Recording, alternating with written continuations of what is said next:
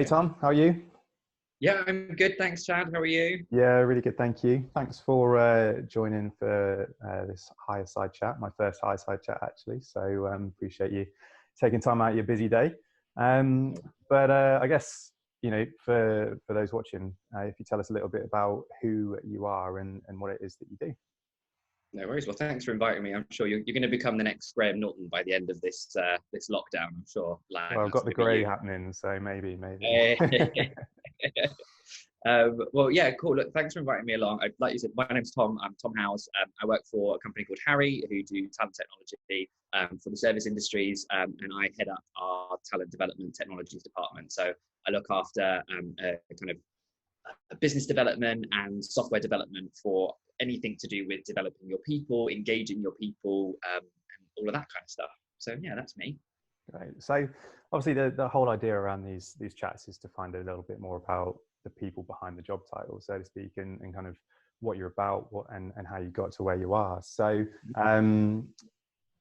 what's your story? How have you kind of moved through your career to get to where you are? Yeah, it's an interesting one because it's not. I'll be honest and upfront with you. It's not somewhere I ever expected to land up. Like I don't. A lot of people have these, the 5-year mood board. Like if you read The Secret back in the early noughties, and you've got your 5-year plan. And I didn't really plan it. I suppose kind of if we go way back and thinking about like hospitality specifically, like it's kind of in the blood, it's in the veins. So my grandparents actually owned a pub for a couple of years. When they got out of London, and my parents, so my dad and my auntie both worked there. They always made me laugh with kind of stupid stories of them kind of drinking beer from down in the cellars when they shouldn't have been, when they were kind of 14, 15, and kind of all of the patrons that used to come into the pub, and those always kind of made me laugh. And I suppose those settled in the back of my brain a little bit, because I always then, and also because of my mum at home, because my mum was a massive baker, like used to bake me these most like ridiculous cakes every year for my birthday. Nice.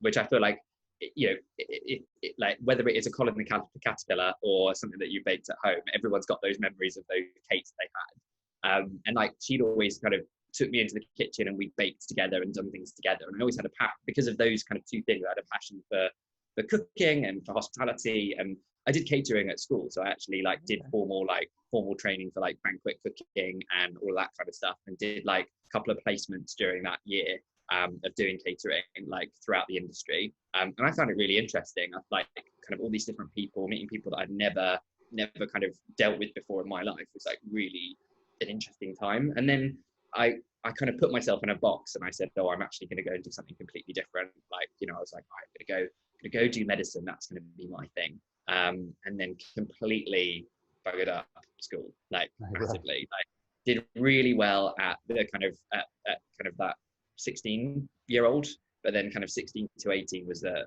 massive whirlwind for me. Kind of, coming to terms with who I was as a person was a big part of that. Like what I was, what I wanted to do with my life, what that meant, and that kind of really messed me around. And I just kind of went from being like pupil number one to like bottom of the pile. I'm kind of coming out. It's hard at that age, though, isn't there? There's a lot of pressure to work out your life at 16, so it's no surprise that was the case.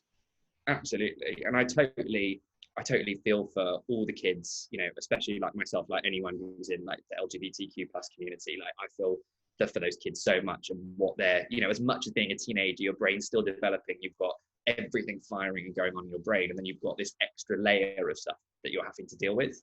I really feel for those kids because I went through it a little bit, not half as bad as most people, but kind of going through that and figuring all that out at the same time wasn't easy. So yeah, that kind of chewed me up and spat me out. And I said, what, I'm ready to leave home. I'm not going to like do it all again. I'm kind of ready to go and spread my wings in the world. So I kind of went and I was always interested in people. I was like, if I'm going to be a doctor, I'm going to be a psychiatrist or a neuroscientist, because what goes on in here has always fascinated me, like to a deep kind of weird level. Like one of my old bosses, Sasha, would always say like our interview for me to go and get the job to go and work for her. I did quite 2 kind of tasks as part of the trainer interview, and I did some really weird things about like kind of cognitive illusions and things like that to show that your brain's actually a weird and wonderful place. And she always says that that's really stuck in her head. That's one of the reasons I've got the job. But I went to university and I actually studied cognitive science, so like how everything in here makes who you are. And it was like the most fascinating 3 years of my life. Kind of figuring out like what I was interested in, and actually really finding something that fascinated me, and was the most interesting 3 years educationally ever. And kind of, being able to learn and understand a bit about everything. It was a little bit of a mishmash. It was a bit of psychology, it was a bit of neuroscience, a bit of computing, a bit of AI, a bit of biology as well. A bit of biology, exactly. But like all of it just kind of really kind of got under my skin, and I had a real kind of passion for it.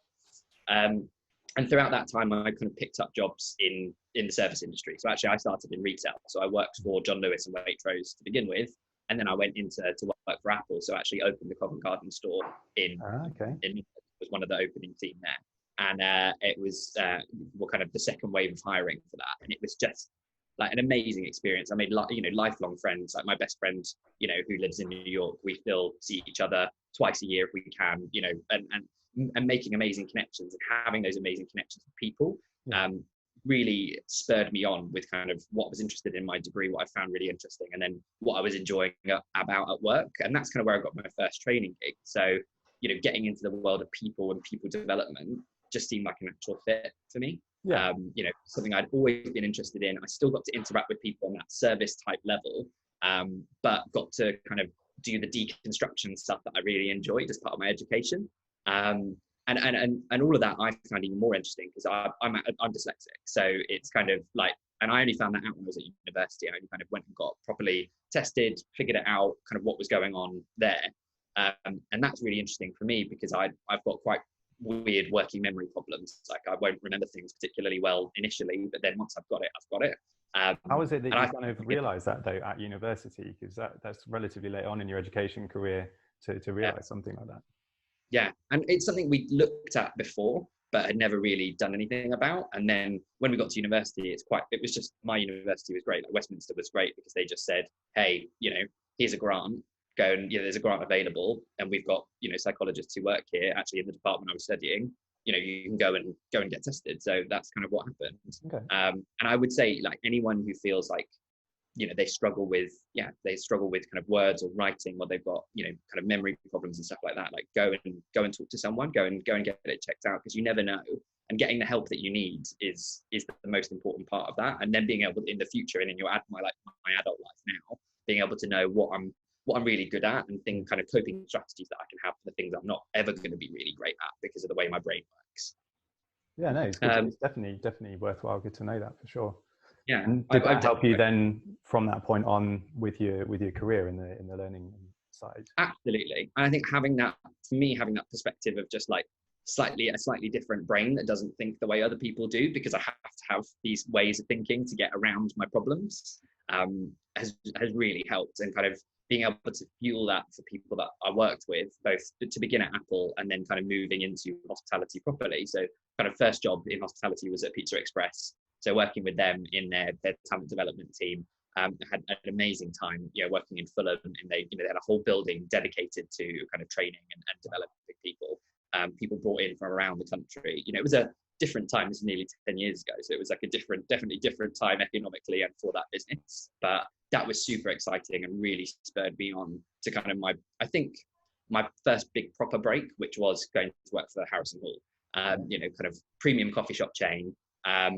A job I never thought I'd get into. I was very much kind of caramel macchiato Starbucks boy at that point. And now there's me sitting drinking my bougie, espresso room coffee that I bought the other day from their little shop around the corner. But like that kind of got me that first job, and that's that interview with Sasha, who's now at Rum Kitchen, but she was head of training at Harrison Hall at that point. And that experience of a year and a half of, within a year, opening 52 shops in kind of 50 weeks, something like that. Wow. Impressive. Yeah. It's 11 hours. Oh, there you go. My computer's telling me the time. Okay. Good to know. So yeah, but that experience of opening that, kind of doing that new openings training of really, and being in an environment, we were in an amazing environment where we had the opportunity to think differently. And we were given the wings to spread, well, we were given the space to spread our wings and decide how we wanted to deliver it. I think both as people development specialists, and then also with coupling up with the right operators to be able to find the right pathways. And we didn't do anything normally. We weren't that kind of normal ops business. It was, the way we developed our people, focused on our managers, was so exciting. And it was probably the best 2 years of my professional life, kind of, I think, working in It's great to be involved with businesses that think a little bit differently, though. Yeah. Oh yeah, I think, and even if they don't, finding your niche within that business to do so is like one of my big lessons learned, I think, or one of the parts of my story that's been really valuable. So I think that was amazing. And then kind of going from there into a much more like formal experience at somewhere like Rhubarb's, 2,000 employees, high-end events, high-end kind of Bib Gourmand Michelin star style restaurants, that across multiple sites was really kind of completely different and a great experience, really interesting business. But personally, what is sedimented for me in my story was that wasn't for me. Kind of that larger, more structured environment I found quite difficult, if I'm perfectly honest. And actually moving back after that into a smaller business, founder-led business, I went back to Coco de Mama, kind of fast to go pasta was definitely the right move for me. Coming back to that business that was really focused in on doing a great job at something really specific and being able to add value there and kind of lead the team, both at Rhubarb, a little bit at Harrison Hall, but definitely at Coco de Mama, kind of really leading that team forward. I think you kind of made a good point there. Knowing what you don't like and what you don't want, I think, is almost as important as knowing what you do want to. So good that you actually did something about it as well. So you moved on from Rhubarb back into an environment that you thrive in and that you enjoy. So yeah, and from what you've said so far all the way through, you're literally hospitality born and bred. So yeah. from obviously very young age, which is great. But what was it that kind of led you to go from hospitality with Coco de Mama and then move into software with Harri? Obviously still hospitality angle, given that you serve so many hospitality clients, but what was that kind of move driven by? I think it was a few things. I think one definitely was, I was really lucky to have a great meeting with Pete Willis, who's the UK director for Harri, and Luke Fryer, the CEO, when I was at Rhubarb. Kind of a very serendipitous meeting of, the HR director at Rhubarb knew Pete of old, I think, as most people do in the hospitality industry. Right. And we just got on, we clicked, we had some great ideas. And then just after that, kind of had sporadic conversations throughout the kind of ensuing kind of 2 years, just to kind of really, it was a very long period of like, is this something I could be interested in? Is this for me? Moving away from pure people development, heading up a development team, into actually, is that a translatable skill? I spent a long time asking myself that question. Is that something I want to do? Do I feel this is a translatable skill? And I think what prompted it for me was that real thought of one of the things I really love about people development, and I had a really interesting chat with Dub from Honest the other day about it, is being able to see the difference you make. Yeah. That's I think that's maybe one of the big reasons a lot of people get into learning, performance, development, because they love to see the difference that they can make. And I think putting that in the perspective of actually going and being able to build some software that can hopefully affect so many people's lives, change the ways that businesses work, because that has always been a passion of mine, is changing the way things work. We did it, completely changing that training mentality at Harrison Hall, doing the same at Coco de Mama, was so exciting that actually doing that through software, I was like, do you know what, this is something I'd love to do. And it took a while, I'll be really honest with you. And I think those kind of moves probably shouldn't be made lightly, in my personal opinion. But was it a long decision kind of time between you being offered the role and actually making the move, or was it quite a snap decision and then it just took a bit of time getting used to it? No, it was a long time. So I mean, kind of, we went through a couple of job offers, a couple of different ideas of what I might do for the business, and kind of me trying to figure out where my place was. And I think having a a great talent acquisition pathway in somewhere like Harri, where actually doing a little bit more of that career fitting to the person rather than being really rigid on this is the thing you're going to do, you know, and kind of doing that role mapping and kind of being a bit more creative around it was really useful. And that's stood us well as a business generally. But I think I was really happy we went through that process. Great. So, I mean, you've touched on it a little bit already, but you've worked in a few different businesses, a few different roles, and there's been a similar thread throughout. But what would you say is your purpose or your why? I think for me, it's only something that's become really crystallized over the last few years. And it's probably for me about really truly bridging that gap between learning and performance. Like us being able to say, for anything that anyone does at work, whether it's managing other people, whether it's doing the task that you do every day on the grill line as part of a burger restaurant, whether it is you know, leading a huge enterprise as a CEO, how do we make sure that the things that people are learning, want to learn, you know, need to learn to be better at their job is really integrally related to their performance and has clear, measurable outcomes and goals. I think that's the thing I've seen missing in so many places I've worked. And when we do get it right, occasionally, it's where we see the best benefit. So, and I think for me, that's my biggest kind of goal, is to really help people bridge that gap, both personally and professionally. Right. Yeah. No. I mean, it sounds like a worthy cause. So, I guess with that, what would you say has been your kind of biggest or most memorable moment so far, or your biggest achievement so far? It's like asking someone like what their favorite film is. Like, yeah, tough question. Yeah, or you know, I just got Disney Plus the other day, so it's like, what's your favorite Disney film? When you've got all of them to watch, and it's like, I don't know what to do first. Yeah, we got a couple weeks ago. It's a godsend for the kids. I bet. I mean, I'm an absolute child, so I will sit on your sofa with your kids and watch those films again. I think I've got, I mean, if I'm allowed, I think I've got two. I've probably got one that's a little bit more related to my career in pure people development, and then probably one in my career now at Harri. But I think the biggest thing I'm proud of in terms of, I think, my career in pure people development was launching value-based interviewing at Coca-Cola. Okay. So actually, kind of, rather than having really structured interviewing and actually allowing a learning and development person to be part of creating interviews, creating part of the talent acquisition pipeline, and to be able to say that actually, we didn't need to ask all these rigid and structured questions, that actually having some more value-based sets around what we believed and had spent a long time building our values for that business, and finding out that it actually kind of worked, and it got the right people on board as we began to grow, was really exciting. So I think, like, that side, that was probably the thing I'm biggest proud of. I think the second thing at Harri for me was launching our product last year, kind of taking 6 months to build something and get it to market, and then, saying, hey everyone, it's like when you have a kid, like, here's my baby, like, here's the thing that we're doing. That was probably nights, blood, sweat and tears gone into it over that 6 months. Absolutely, and it still does. But yeah, that definitely, like, professionally now at Harri, that's my biggest kind of win to date, and also biggest lessons learned, like, for sure. Yeah, I mean, it must be such a change though, from obviously you're used to developing learning programs and training courses and things, but to then transfer that into developing software that does similar job. Like, did that take you long to get your head around?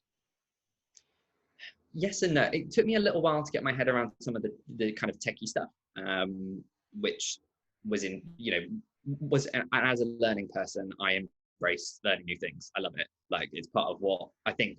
You couldn't work in L&D or people development if you didn't love learning new stuff yourself. So that was really exciting. It was like, oh, new challenge, new thing, new mountain to climb. So that was kind of cool. Actually, what I found more than anything was that the strategy and the building blocks for people development were very similar for building a piece of software. It was very, very similar about really clearly identifying the needs and the problem space. And that's one of my big things is, and I say this as part of my volunteer work all the time, but it's like, being really comfortable with problems is something that we don't do often enough as human beings, but specifically, I think, in learning people at businesses, and then also in software, is being really, really clear of where is the uncomfort, where's the ZOOD, if you will, like that zone of uncomfortable discussion. Like, where is that space? Because that's where we can really tap into the root of a problem to try and build something that's great. And I use that same process for people development and people development strategy and learning plans and things like that, as well as it works just as well in software development. And I think we've kind of proven that in the things that we're bringing to market now, that kind of, it takes a bit longer, it's not quick, but actually we kind of get the nail on the head a little bit better than we would if we didn't do it that way. Yeah, I guess looking at those kind of pain points in the worst case scenarios and the things that you kind of like to try and not think too much about is probably a good way of starting off, and then building from there. So I mean, you just mentioned then about your volunteer work. So tell us a little bit more about that, if you don't mind. So I volunteer for Pride in London. Full like charity organisation, and I actually lead the digital product team for the website and the app. So I look after kind of four product owners at the moment. We've just onboarded 2 new people, so 4 product people that we look after, and then we've got a whole digital team who does everything from like, you know, coding our website to our app. We've got a content team, design team, a data and analytics team. So it's almost like a mini startup in a volunteer organization. So that's really, really exciting to be proud of, and projects to be proud of that we've launched over the last kind of year and a half of volunteering there. Yeah. Has just been like phenomenal, and lessons learned as well, bringing people together from across industries. You know, people who work, you know, I've got one product manager who works in hospitality, works for a members club in technology, but then I've got someone else who works for a healthcare app. Yeah. You know, so we've got like all these different perspectives, and again, embracing that difference. And not, I say this to my team there all the time, is like, don't try and solutionize. Like the biggest, I think the biggest barrier to us creating something great, and maybe this is more about creative process than it is about learning or software, is trying to think of the solution too quickly, and not being comfortable with problem, and really understanding the root cause of something so that we can find the best routes to help people and to find a solution. That's great that you're involved with that, as well as all of the stuff that you're doing with your main job as well, because I know that you've been really busy with Harri with your Hospitality Unite and the employee health check platform and everything else that you guys have got going on at the moment. So I guess throughout your career, or whether it's work life or personal life, who is it that inspires you most? Yeah, that's a toughie. I think, again, I'm going to do the can't pick my favorite film answer, but there's probably there's the cheesy but very true answer. I think you know, my dad is a big inspiration to me. You know, the kind of the effort and work that he's put into building his career himself. You know, he came into his professional life not really knowing what he wanted to do, not being very similar to me, not being comfortable with any one particular thing, and building himself up from scratch to where he is now, and building us as a family, you know, and kind of keeping us all in line, and managing to do that whilst building a career from scratch, because he was quite young when I was born, and kind of, you know, my family being the way it is, you know, it just is a complete inspiration to me, you know, and that his work ethic really inspires me to try and do the best I can, you know, at my job. And I think secondary to that, business wise, not necessarily personal, but some of the work that inspires me the most actually doesn't come technically from anywhere in particular to do with software development or people development, and it's actually journalism. I have to say, journalists inspire me massively, and Matthew Said in particular has been, his writing is a great inspiration to me. So starting with Bounce, Black Box Thinking, and more recently Rebel Ideas, like those 3 books. Again, if one of your questions was, what would you recommend people to read? I'd say take some time on furlough, pick up Bounce, pick up Black Box Thinking, pick up Rebel Ideas, and have a read, because that process of journalistic inquiry and creativity is fascinating. But the way that he in particular does that in his writing is so clear cut, so usable and transferable, that I find that's so inspiring. Brilliant. I mean, inspiration can come from anywhere, so you know, it doesn't have to be hospitality related at all. So that's a great answer. So and yeah, I'll check out those books. Always looking for good reads. So so you know, you've established a great career for yourself, hospitality side, now hospitality software side. But if you were to kind of be able to go back and give some advice to your younger self, what would that be? I think it would be, don't be so hard on yourself. It'll work out in the end. Maybe that's something a lot of us would say. I don't know whether that feels very generic, but it definitely does. It rings true for me. I think I definitely, especially when I was younger and in my early 20s, was very easy to come down on myself quite hard. And I think that actually going with the flow and feeling out those things that felt good and felt right was the right way to go. And that, that's okay. It's okay for things not to work out. Like, one of my biggest professional regrets would be like not being able to implement. I really wanted to implement Lego play as one of our development activities. Okay. And like, professionally, one of my biggest regrets, I never did it, because I'd love to have found out if it actually worked, because I had a really big interest and research point in like, does play work as a development technique? But like, I was quite hard on myself that I never got to do that. But now I kind of look back on it and I go, do you know what? I'm able to still answer the same questions I have, but in a different way, and that's okay. And I suppose it's just taking that attitude of like, it will be fine. Just focus on the end goal. Don't worry so much about right now.